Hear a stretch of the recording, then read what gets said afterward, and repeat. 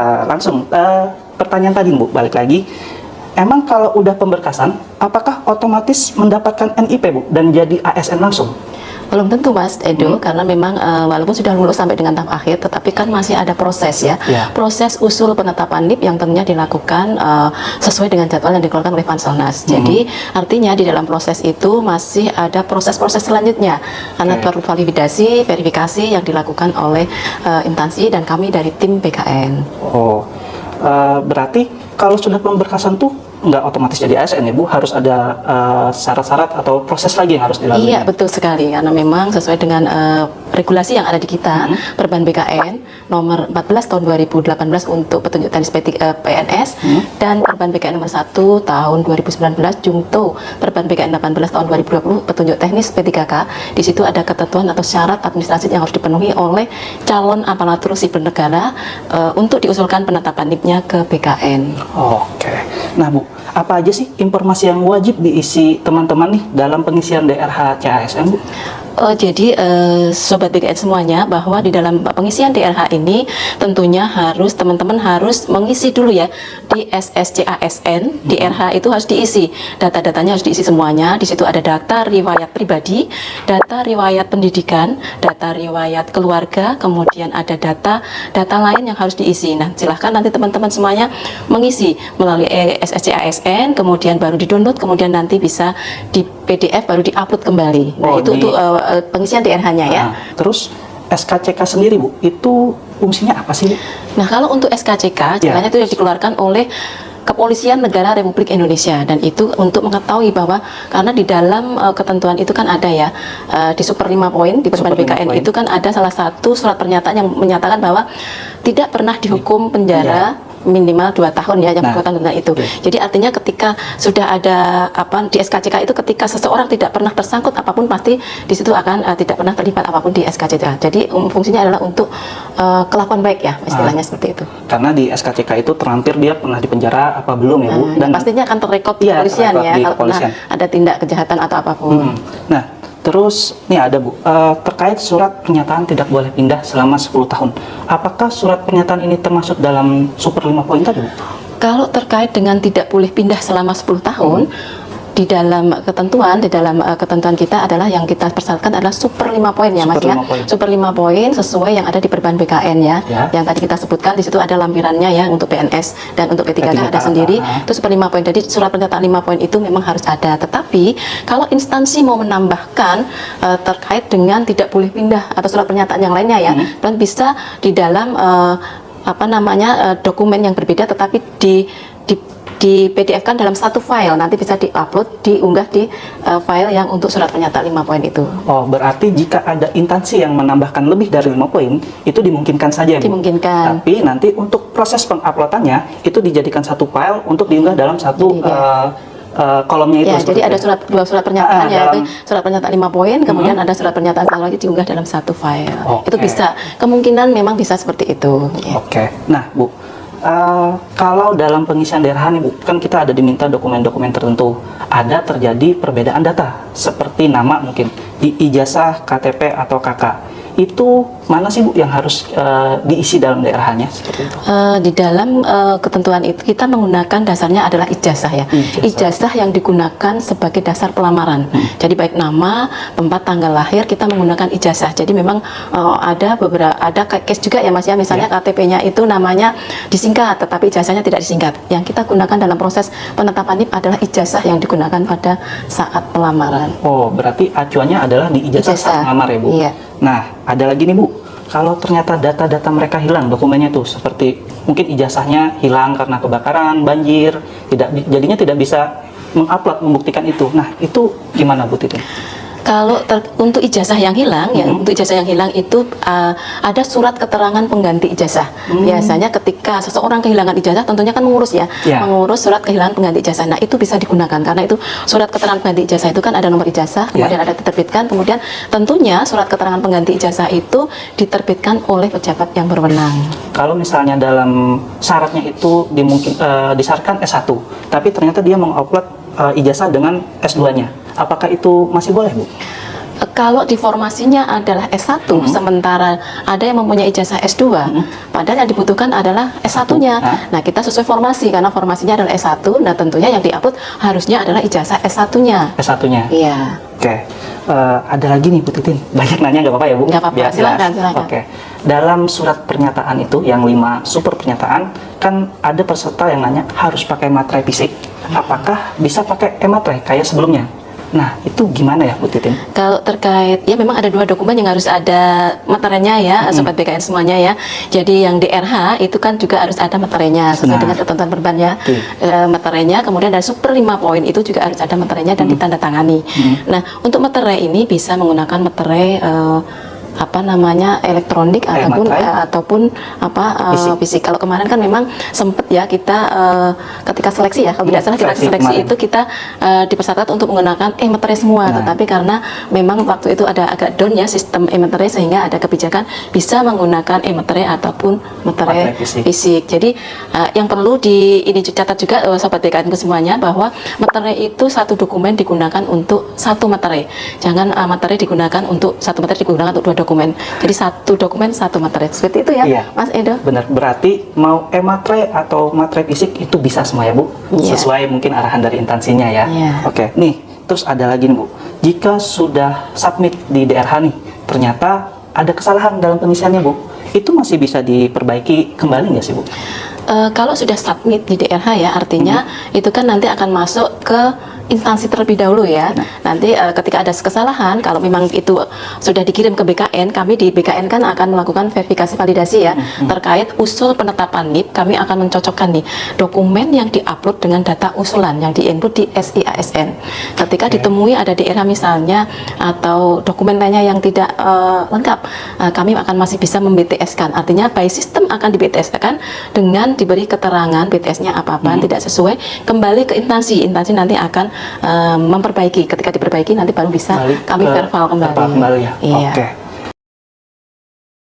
Selamat sore Min, izin bertanya, jika surat sehat rohani di RSUD namun status dokter yang menandatangani masih SIP belum NIP, apakah tidak masalah? Karena instansi saya menjawab tergantung pengajuan di BKN. Nanti mempermasalahkan atau tidak ya Min? Gimana tuh? Untuk terkait dengan surat keterangan sehat jasmani rohani ya Mas, bahwa itu yang dikeluarkan, yang ditandatangani ya oleh dokter yang berstatus PNS dan dokter yang bekerja di unit pelayanan kesehatan pemerintah. Artinya kalau tadi disampaikan oleh pertanyaan ini bahwa dia dari RSUP ya, itu berarti kan rumah sakit umum pemerintah. Jadi artinya bisa masih dibolehkan ya berarti Bu. Pertanyaan kedua nih, maaf Min, izin bertanya, apakah hasil tes kesehatan dapat mempengaruhi kelulusan pemberkasan? Misal, tekanan darah saya tidak normal, tapi hasil pemeriksaan dikatakan cakap atau sehat. Apakah akan menjadi permasalahan? Itu suket ya, surat keterangan sehat jasmani ya. Jadi sesuai dengan ketentuan yang ada bahwa surat keterangan sehat jasmani itu dikeluarkan oleh dokter tadi ya. Artinya surat keterangan yang dikeluarkan oleh dokter itu bisa kita gunakan ya Pak ya, bahwa dokter sudah memeriksa, kemudian dia dinyatakan sehat, cakap jasmani kan, artinya itu tidak bermasalah karena tidak ada catatan-catatan khusus ya. Berarti masih dianggap mampu dan cakap jasmani rohani. Nah, ada lagi nih Bu Titin, Min, kalau saya disabilitas, surat kesehatannya seperti apa ya? Kalau surat kesehatan itu kita persyaratannya adalah sehat jasmani dan rohani ya Pak ya. Jadi secara umum dalam pemberkasan penetapan NIP ini yang dipersyaratkan secara administrasi adalah kesehatan jasmani dan rohani. Artinya sama dengan apa yang berlaku untuk yang non disabilitas. Berarti masih surat kesehatannya perlu apa tidak usah Bu untuk yang disabilitasnya? Harus Mas, karena kan memang di perban kita berbunyi bahwa syarat usul pemberkasan penetapan NIP itu ada beberapa ya. Tadi ada pas foto, kemudian ada ijazah dan transkrip nilai, kemudian ada isi DRH, kemudian ada SKCK, surat keterangan sehat jasmani rohani, kemudian ada surat super 5 poin, kemudian bebas nafsa, kemudian ada SPRP. Nah, itu yang harus dipenuhi semuanya. Oke. Sekarang kita akan masuk ke proses dan persyaratan penetapan NIP CASN. Bagaimana proses penetapan NIP CASN mulai dari instansi ke BKN dan sebaliknya hingga ke peserta? Iya, baik usul penetapan NIP ya ke BKN, baik untuk instansi pusat ataupun instansi daerah, tentunya dari instansi sudah menyiapkan ya teman-teman sobat BKN sudah mengisi DRH, selesai kemudian baru akan dilanjutkan dengan usul penetapan NIP-nya. Tentunya semuanya yang melakukan adalah dari instansi. Ketika proses DRH itu sudah selesai, instansi akan melakukan verifikasi terlebih dahulu ya, verval terhadap dokumen-dokumennya tersebut sebelum nantinya submit ke BKN secara sistem di SIASN ya. Nah, ketika instansi sudah submit ke BKN, nanti kami dari tim BKN baru akan bisa melakukan verifikasi validasi usul penetapan NIP yang dilakukan oleh instansi. Nah, tentunya di dalam kami melakukan verval itu kami akan mencocokkan, memverifikasi validasi dokumen yang diunggah tadi dengan data usul yang diinput di SIASN ini sesuai atau tidak. Kalau data dokumen dan data usulnya itu sesuai, tentunya kami akan MS-kan sehingga kami akan segera terbitkan menjadi NIP-nya ya, terbitkan pertekniknya. Kalau itu misalnya ditemui ada bahan yang tidak sesuai BTS ya, bahan tidak sesuai, itu akan kami kembalikan by system melalui SIASN. Nanti instansi akan melengkapi, setelah dilengkapi baru dikirim kembali ke kami akan verval kembali. Nanti ketika sudah semua dokumennya itu sesuai, kita MS kemudian kita pertekin NIP-nya secara sistem. Ketika sudah dipertekin NIP, nanti ada tanda tangan, kita ditandatangani, nanti baru instansi segera dapat menindaklanjuti untuk melakukan pengangkatan sebagai CAS. Ini Bu, dokumen apa saja sih yang menjadi syarat utama untuk penetapan NIP? Baik, jadi Sobat BKN semuanya, dokumen untuk pemberkasan usul penetapan NIP itu ada beberapa ya. Yang pertama tadi pas foto belakang merah, kemudian ijazah dan transkrip nilai yang digunakan pada saat melamar, kemudian ada super 5 poin, itu ditandatangani ya dan bermeterai, kemudian ada SKCK, ada surat keterangan sehat jasmani, surat keterangan sehat rohani, kemudian ada surat keterangan bebas nafsa, ya kan, kemudian ada SPRP itu nanti dari instansi ya, surat rencana penempatan pegawai.